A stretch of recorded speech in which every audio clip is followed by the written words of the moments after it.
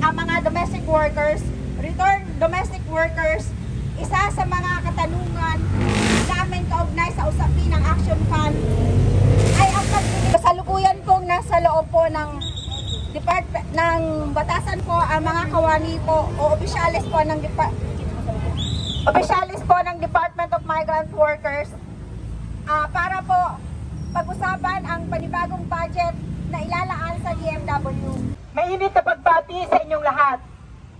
Ang Makabayan ay nakikisa sa mga organisasyon na narito ngayon, mga organisasyon ng OFW na tumututol ng matindi, ng mahigpit sa pagkagtas ng budget sa Department of Migrant Workers.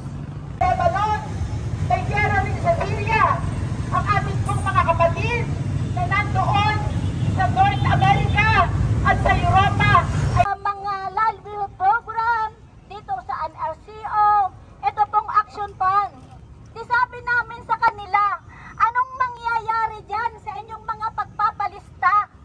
Kung puputuli naman, kung magkakaroon naman ng budget cut, Panahon ng pandemya at magpahanggang sa kasalukuyan ay parami pa rin po ang hindi nakakaalam na mayroon silang makukuha sa Action Fund.